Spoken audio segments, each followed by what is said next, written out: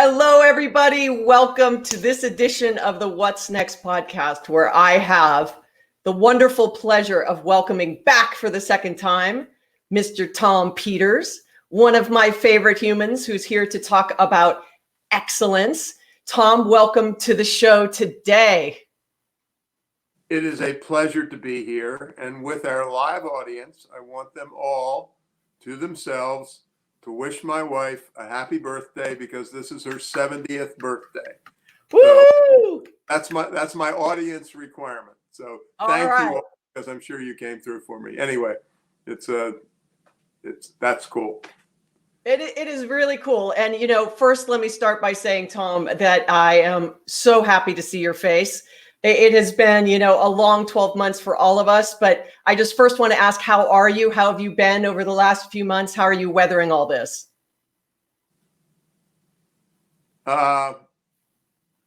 Given last Wednesday, anyone who gives a positive answer to that question is not my friend.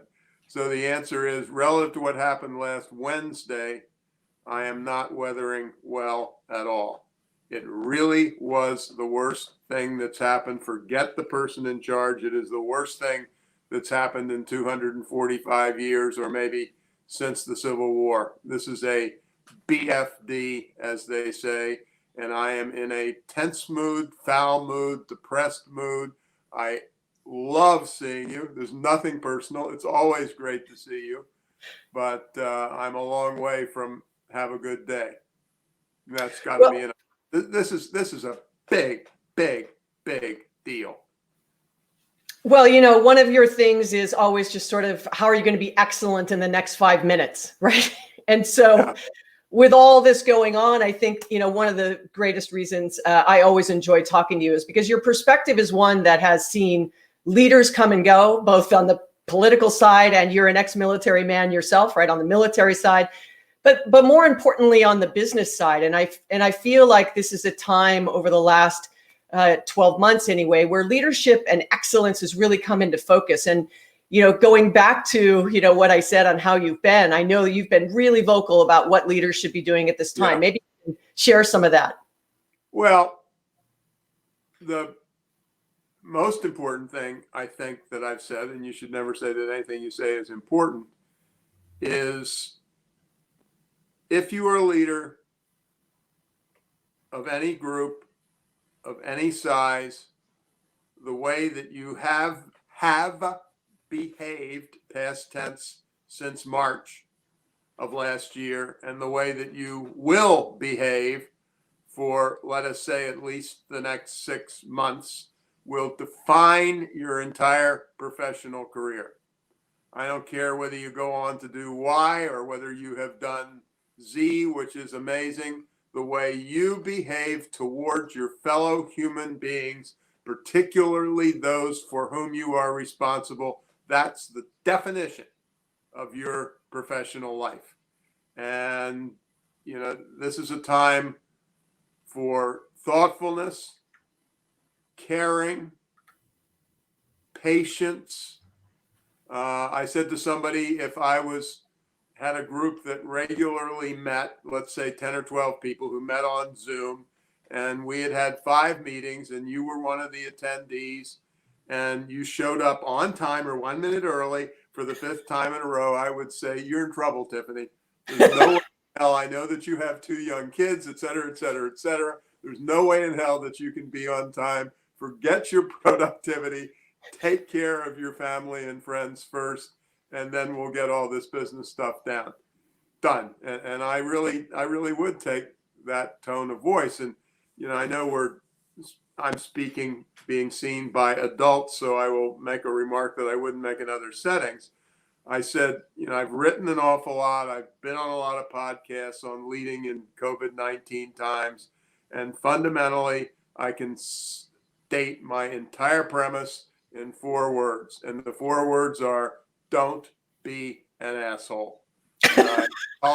Well, it's true. I apologize for using the word, but, that's the point. And of course, the thing relative to what you and I are talking about, and you're a child and I'm an old man, uh, if large numbers of leaders are doing the kinds of things that I just talked about, and I think a large number are, I will now put my hands in a prayer mode and hope that some or a lot of this hangs over to the post-COVID days, perhaps a year from now. You know, I've had a million people say it's not an original thought, but you really, people like you, people like me, have been talking about the people side, talking about the softer stuff side, and the MBA deans still don't get it, if you will, and most bosses still don't get it. But maybe, just maybe, given what we've gone through, that the sorts of things we're talking about will, move up higher on the agenda. I really do pray that that's the case. Well, I'm going to share this little ditty here for a second. This is some new stuff from you, kind of excellence now, the leadership 7. One of them should be what you shouldn't be. Don't be a asshole, right? But be kind, be caring, be patient, be forgiving, be positive, be present, and walk in the other person's shoes.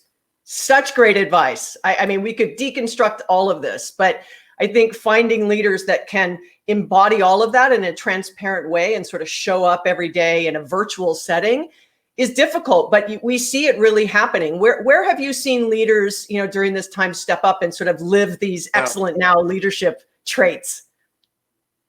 I just wanted to pick up on something you said, but I've forgotten what it was. It was so important. Where there's a little company where I get my car fixed. It's part of a bigger chain, and it's called Midas. And of course, we all know Midas Muffler, but this is an auto repair shop. And I was having some trouble with some car software, and I took my car in, and perchance the owner was there, and we had a half an hour discussion of what he had had to go through with his personal checkbook, even though he's in a big company, so that he could hold on to every single one of his employees, at times at reduced wages and reduced hours, during this whole thing. And that's the kind of thing that brings you to tears, makes you, and so that's the sort of leaders. I think those are the people I love. Those are the people I adore, who really say people first. When I was working or doing, and you and I were part of this, when I was doing podcasts for my last book, and you weren't one person, you weren't the bad person in this. Bad is an awful word. If I did 25 podcasts, 20 of them, all done by intelligent, thoughtful people, somewhere in the first 5 minutes had, Tom, you really talk a lot about this people stuff. What's that all about? And so they clearly didn't do any homework on you. Punch in the mouth. It's like, what the hell else is there? And yet that certainly. I mean, I'm one of those people who would personally, if I could, wipe 99% of MBA programs off the map, because that's not their pitch. That's not their twist. But it's guys like my Midas guy. And, I haven't been doing any original research in the last 9 months, but you read the stories in Bloomberg Business Week, or sometimes in the New York Times or wherever. There's some people who have really stepped up and really taken care of their people, and sacrificed a little short-term profit maximization along the way. They're there. Not enough of them, but they're there. And one thing, by the way, since I'm staring at you, who are a different gender than moi, is women leaders, particularly we know at the international level, have done a much better job at this than the boys have, which is why in all of my new stuff I'm putting on my top 4 list, promote more women into senior management position. I've been saying it for 20 years, but I'm 10 times more focused on that than I have been in the past. If you have a big company anywhere in the frigging world, and if less than 45% of your executive team and 50% of your board of directors is not women. You are a jerk, you are a shitty business person, and you are not maximizing profit or customer satisfaction. Don't do it because you have a social conscience. Do it because you'll have higher motivation, more engaged people, and your pockets will be lined with more gold. Well, first of all, there's so much that you said there. If anybody did a podcast with you and didn't know people was your hot button, shame on them. First of all. But they wanted, but it's not that they probably did, but they wanted me to explain why. I mean, this is when I will not do, certainly in our conversation, but if I was in the bar with somebody, my answer would be, what the F else is there, dude? The second thing is you like RBG, right? RBG was like, what's the makeup of the court? She's like, well, 12 women would be good. And you. Yes, I've got a t-shirt. I've got a t-shirt with that. And then you say the same thing, right? It's like, how will it be that there's, diversity on the board? And your joke was sort of, when the women have to add a man. Like, there you go, right? Exactly. Yeah. When there are more Fortune CEOs named Tiffani than there are males who are CEOs of, it's that wonderful, I think it was a Melinda Gates quote about, there are more Fortune CEOs with a first name of James, I think it was, than there are women in its entirety. And that's a powerful line. And it's still true. Awful line. I mean, the one thing, Tiffani, and I implicitly said this, or maybe sort of said it, but I want to emphasize it. I started really working on the women's issue in 1996. And my whole focus was, God bless you if social justice is high on your list. But if it's not, I am telling you to focus on more women for reasons of hard-nosed profitability. And there's an incredible amount of evidence that said women are better leaders, but let's forget that. Let's just start with women buy everything. And what's really kind of cool about that, at least in the USA, is it's been true from the beginning of time that women do 75 or 80 or 85% of consumer purchases. But now in the United States, at least, well over 50% of purchasing professionals are women. So she is just as likely to put out the RFP for a 4-year, $2 billion ISIT contract as she is to pick the location of the family vacation. So, I do care. I hope your social justice is the top of your list. But if you just want to get rich, do the same damn thing. Either way, it's a good idea. Let's just say either way, it's a good idea, right? Well, and the other thing, and for those who, I have spent a fair amount of time on this research. Women tend to express better human skills, but the research says that in leadership, women are also better at the so-called tough stuff, which is delivering on time and all those, little boy things that people talk about. So it's not, it's not, it's all psychology, for God's sakes. But, and one other thing I've got to say, relative to this whole issue, and sometimes people take me too literally, there are a lot of really crappy women leaders, and there are a lot of really good male leaders. But on average, the modal leader, women beat men in all the leadership scores dramatically. But some people say, what are you trying to say, that there are no good male bosses? What are you trying to say? I had a shitty woman boss one time. And I said, fine. Outliers are outliers. But statistically, I am very, very, very correct about this. I want to take you with me. I want to take you with me in a little bottle for like a cocktail party and be like, I want to have this conversation and listen to my friend, right? Because it's so many times it's this, people take the black and white comment, right? Women are better leaders. Not always. It's not like it's not statistically 100%.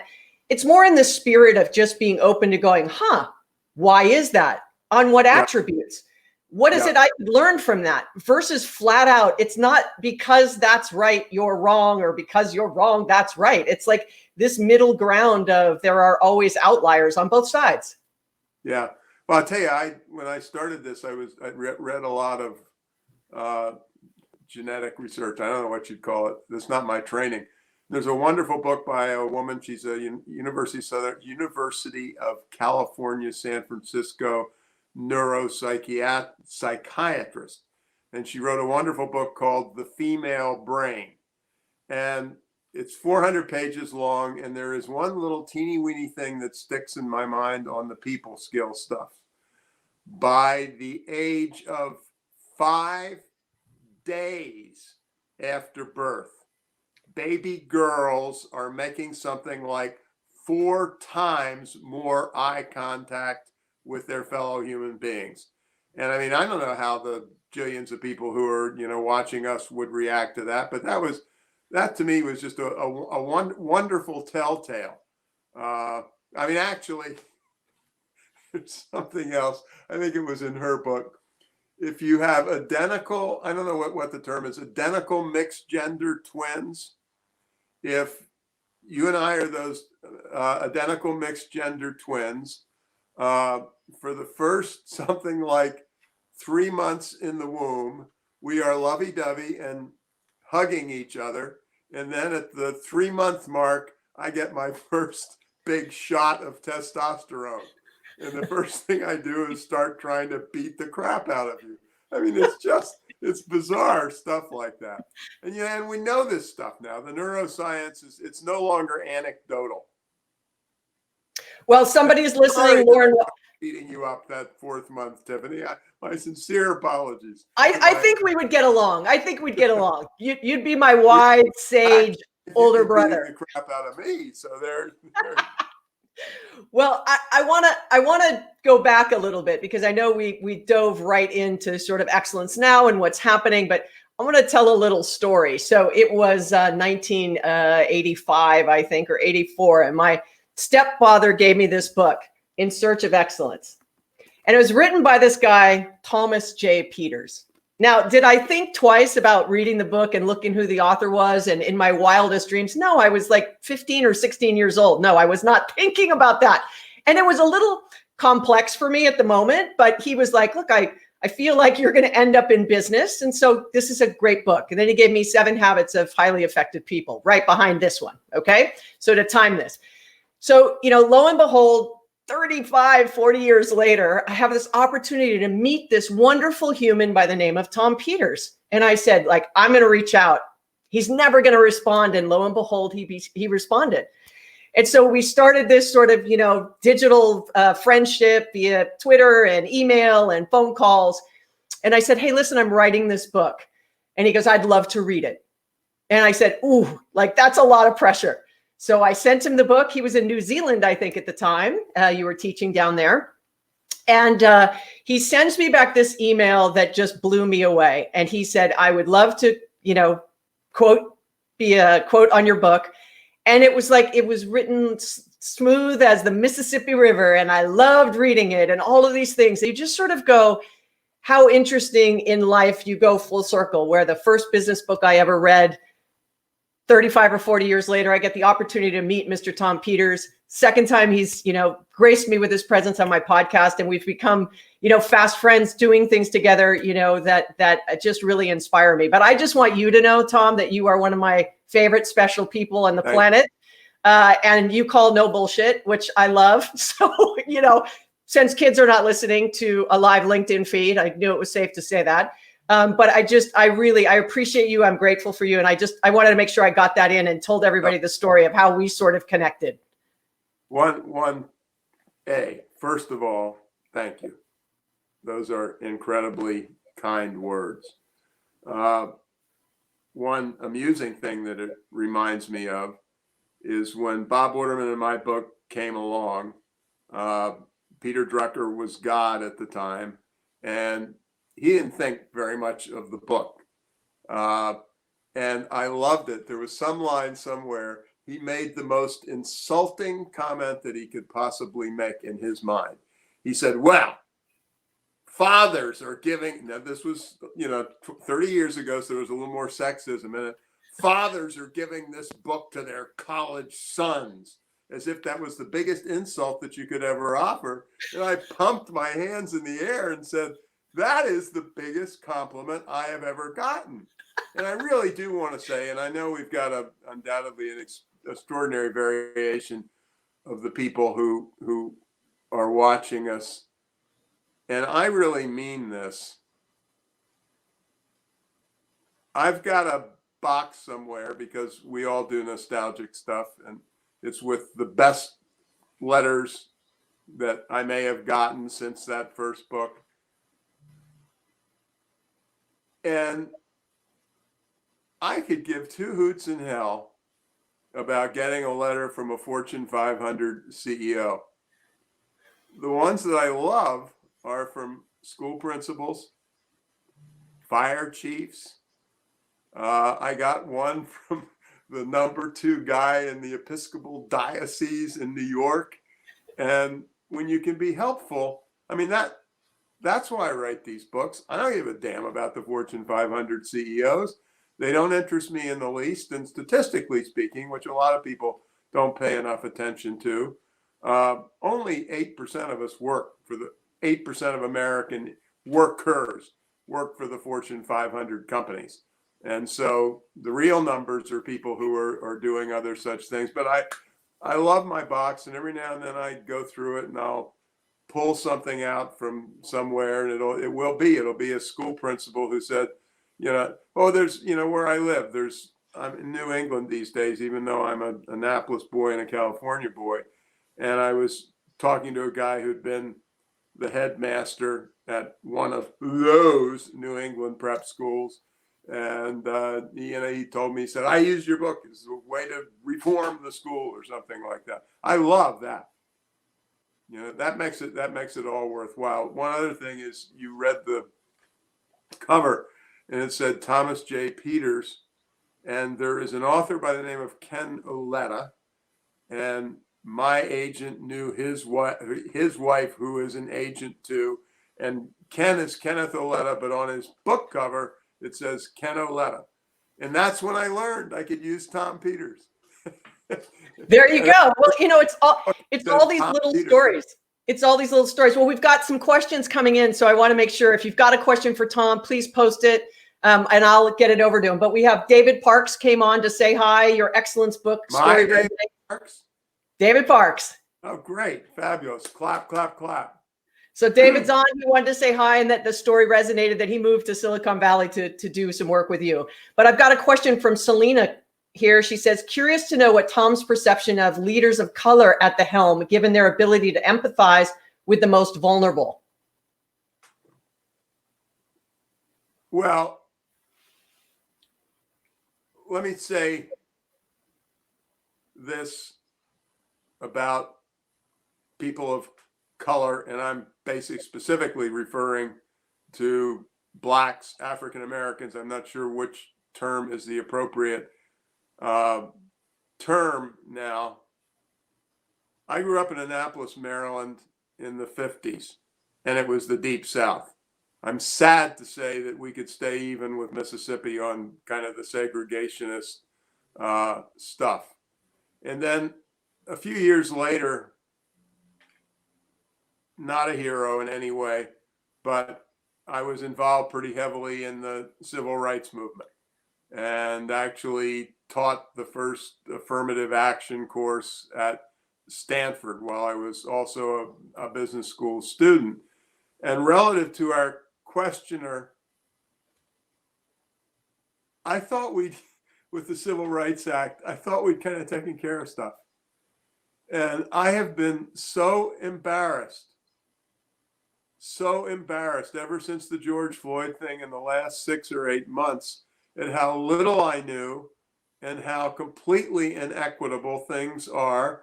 We have made progress since, Dr. King's time. There's no question about that. But I've been appalled at myself, and I've been appalled. I'm a reader. I mean, there's no excuse for not knowing, but I just, So first of all, to our questioner, my sincere personal apologies, literally for being some famous guru with 4 frigging degrees from Cornell and Stanford and not knowing his head from his butt relative to these issues. The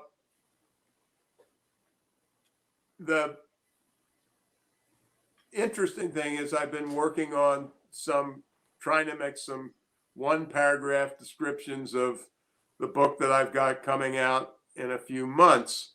And even when I reduce whatever it is, 400 pages to 2 paragraphs, I am focusing as hard as I can on issues of racial, not diversity, but I feel the same way that I did when I was said you can't have less than 50% men.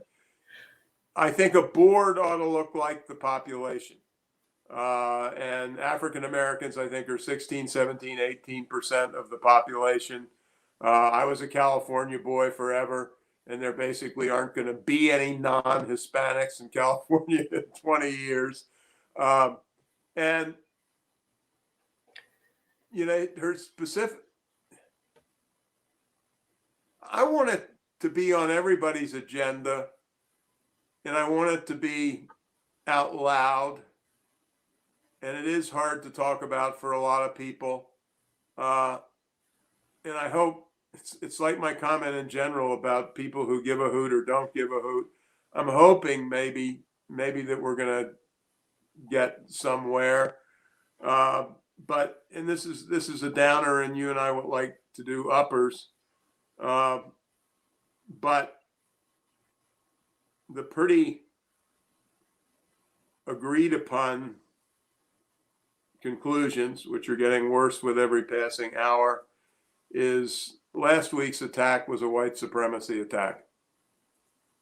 There are a lot of other variables, but it's hard to dodge that. And that just makes me, beyond the threat to democracy, so unbelievably, deeply depressed. And I don't think that answered the question, but. Well, I can only say this. I think your approach and the transparency and you've been in and around this conversation for a long time. And I think just saying that, how you feel about your role is a lot more than a lot of people are doing. A lot of people are doing. So once again, one of the many reasons why I love you is just that you just will, be as transparent and wear your heart on the sleeve. So let me get to other questions. I've got one that from Harold Mann, who says, Tom, that dirty airplane seat tray quote from your book has shaped my company's brand efforts for over 30 years. So now you have to tell the story. It has a wonderful sequel. I was in search of excellence, focused de facto, if not de jure, on customer service. And I was loud and noisy and doing 100 speeches a month and stuff, and kind of got to be known as the customer service king. And I said, basically, I was on a flight, and there were coffee stains on the flip down tray. And the minute I saw coffee stains in the flip down tray, the first thing that happened was I became scared to death, because I assumed that sloppiness also carried over to the mechanics. And it's a cultural thing. So that's my coffee stains. The funny thing is that the airline, which I had long forgotten, was Southwest Airlines. And I became a reasonably close friend of the great late Herb Kelleher. And it started out at some public event in Texas. And he came up to me and he said, my first words that I heard out of Herb Kelleher's mouth were, "You son of a bitch." And then we both started laughing hysterically, and it was all good. And, one of my favorite things is I did a PBS TV show some years ago, and Herb was featured in the show, and Herb's wonderful former president, Colleen Barrett, was part of this act as well. And, but well, the big, oh boy, I wish I had a minute to go back and get the book. The epigraph, one sentence which captures your view, for my 2010 book, The Little Big Things, was a quote from Henry Clay. I should have it memorized by now, but it fundamentally said, "It is the little touches that stick in the mind for the longest." And, you're a Salesforce person and you're right at the front edge of technology, and technology's changing fast. And we use the word disruption more than we use, the word practically. And I buy that entirely. But differentiation comes from the small stuff. It really, really does. And it really is coffee stains on the flip down tray. And what we want ideally is a company of 6 or 6,000 if 6,000, we want 6,000 innovators. And by innovators, I mean the little touches, the little differentiators. I've used the same first slide in my presentations for 5 or 6 years now. And the late, great hotelier, Conrad Hilton, was asked, please share with the audience our secrets of success. And his response in full was, don't forget to tuck the shower curtain into the bathtub. And the story is powerful for several reasons, or 2 that I will point out. Number 1, I come to your hotel, Tiffani, because the location is perfect and you had a famous architect who created a beautiful structure. That's why I come. I come back because of the tucked in shower curtains. And I do my social media spiel because of the tucked in shower curtains. That's point 1. Point 2, if tucked in shower curtains are the biggest differentiator de facto, then the people who tuck the shower curtains in are the most important people in the organization. And the housekeeping department is at least as important as the product development department. And needless to say, the average member of a housekeeping department in the average hotel in America, and maybe anywhere else, is not exactly treated like the king or queen of the roost. However, now they are essential workers. They are. There's a wonderful book. Matthew Kelly wrote a book called The Dream Manager. And it was a parable, but it turned out it was actually based on a housekeeping company. And the fundamental hypothesis, he said, every employee has a dream. And in that housekeeping department, the kind of average person is a single mom with 2 kids working 2 or 3 jobs. And he says, if you can just find some little practical way to help her take a step forward, to help her get into a community college course that allows her to learn a little bit about accounting or what have you, that changes her life. And I love the dream manager, and everybody has a dream. And, we always say, oh, you're talking about Elon Musk. No. I am talking about that single mom with 2 kids working 3 jobs. Her dream interests me a hell of a lot more than Elon Musk flying by himself to the moon while flapping his arms. Elon is fine, but I think it was on Twitter, and somebody said, Elon Musk is one of the 2 greatest people in the world. And I responded and I said, listen, I admire his audacity, his aims. And Elon Musk, to me, I think is almost as important as a truly inspired 2nd grade teacher who changes the lives significantly of 23 kids every year and has been doing so for the last 25 years. She ranks above Elon on my list. Well, because Elon was taught by some second grade teacher at some point.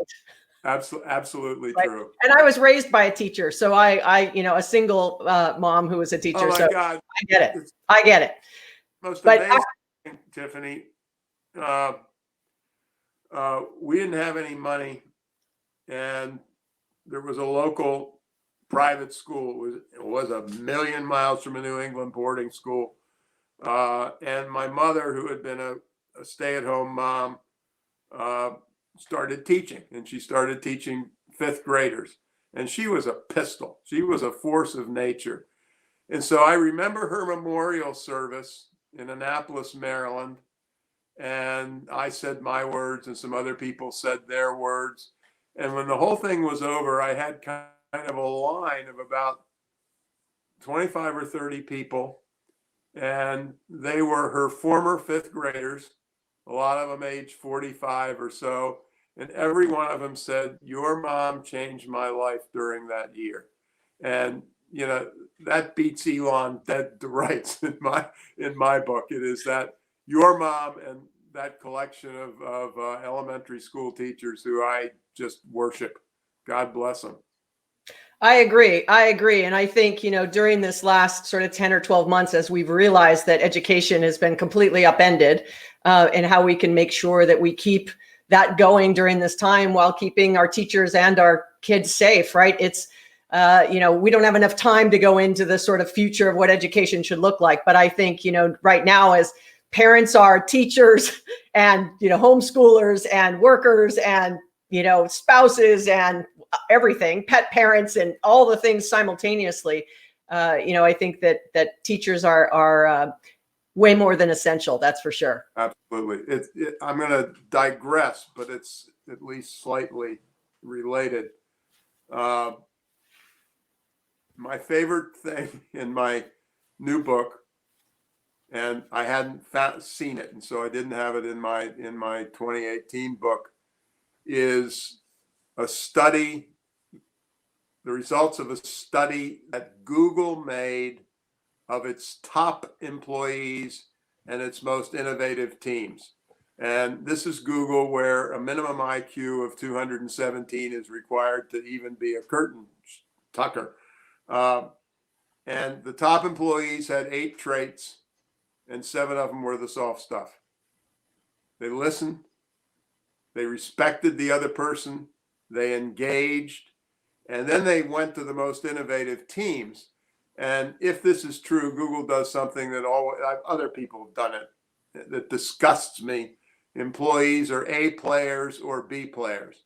A, it disgusts me, and B, it's stupid, because if you call me an B player, you have just done the greatest act in human history to demotivate me.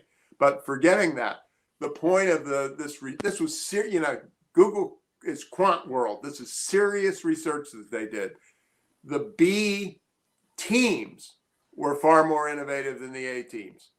You had the people with IQs of 317, and then you had the people who listened to each other and built on each other's ideas and respected diversity of background or gender or whatever it happened to be. And it's just such a beautiful story, because it's, I lived in Silicon Valley for 30 years, and there's nothing. The equivalent of that in a funny way.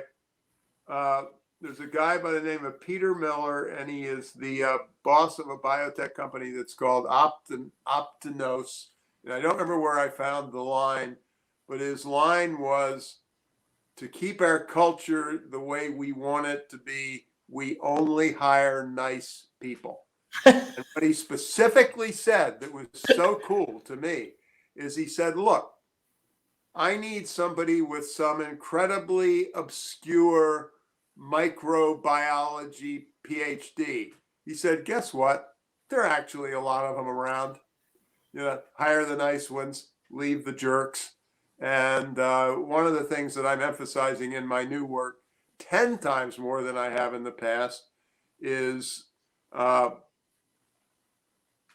hire for EQ.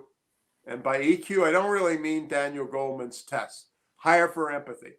Hire for the people skills in 100% of jobs. and promote for the people skills times 100. You know, I have argued, and for our colleagues in sizable companies, the number one asset that a company has is its entire portfolio of first line managers. And there is research up the gazoo that says that they are responsible for every variable worth talking about, from retention to innovation to you name it.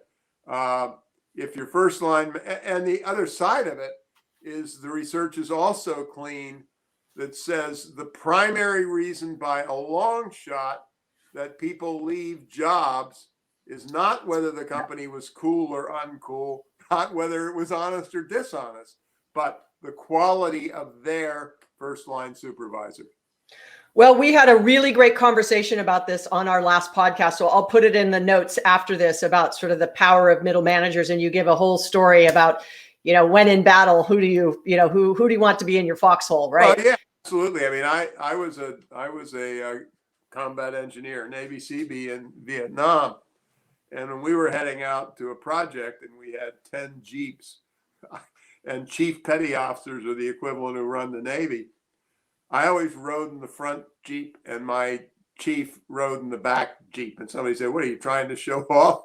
I said, "No, it doesn't make a damn bit of difference if I get blown up by a mine, but it makes a hell of a lot of difference if my chief does who's in the back." And it wasn't a throwaway line. I was not looking forward to being blown up by a mine, and God blessed me and I wasn't. But I really did mean what I said. I get in trouble. I used to get in trouble occasionally. I love getting in trouble with military people that way. It's one of the reasons you would appreciate. I said to somebody, the reason I've been able to be a little bit more effective than women sometimes are in talking about these women's issues is that I'm untouchable. I am an old white male combat veteran. You can't find any soft shit in my portfolio with an engineering degree. No, but it's really true. Well, I dismiss him. He's a whatever. I had a philosophy degree. Oh, for God's sakes, he wouldn't, but you can't, don't F with me, Well, I'm interested in my grade point average on my CV. I'm interested in this other stuff. And it's been so, God only knows, Tiffani, you could tell me 800 stories. I've been in programs, talking about these issues with women speakers and men speakers. And so frequently the woman is 100 times more knowledgeable than I am. But when she says the same thing I say, everybody the males cross their arms. And A, it makes me want to puke. And B, it makes me wish I had been, born with Arnold Schwarzenegger's muscle, because I would have run into the audience and popped every one of them. Yeah, trust me. I wish I didn't understand that statement, considering I'm a woman who does a lot of keynotes. But well. Yeah. So I know we've got to wrap up because we've gone a little long. But I could keep talking to you for hours and days, as you know. But I sent you a little something in the mail. Did you get it? Your wonderful cartoon. Oh Jesus, people loved it at Twitter. And I love it. And now not only do I have my own copy, but I have my own copy, which is framed with a screw to screw it into the wall, which I will do. I'll tell you what it'll be next to, because it goes back to this. I can't see it. If I could, I'd grab it. It'll go next to a magazine cover. And no, the magazine cover was not of me. I am a Cornell engineer, and I get a magazine called the Cornell Engineering Quarterly. There were 800 engineering matriculants in my class of 65, but matriculating in 1960. Of the 800, one was a woman. And on the cover of the Cornell magazine in question, that woman was on the cover. And next to her was a smiling, young, cherubic face of a youngster who had matriculated. And I think it's the class of 2022. Class of 2022 at Cornell 51% women. Yes. Now, your problem, Tiffani, which you need to fix, is most of them ain't in computer science. God, have you had the woman who what's her name? Oh my God, who wrote the book Brotopia? Emily Chang. Emily Chang. I thought it was that, but I didn't want to. Oh, I am a 25-year, 30-year citizen of Silicon Valley who started when I went to Stanford in 1970 and had my office in downtown Palo Alto until the year 2000. I was disgusted by the book.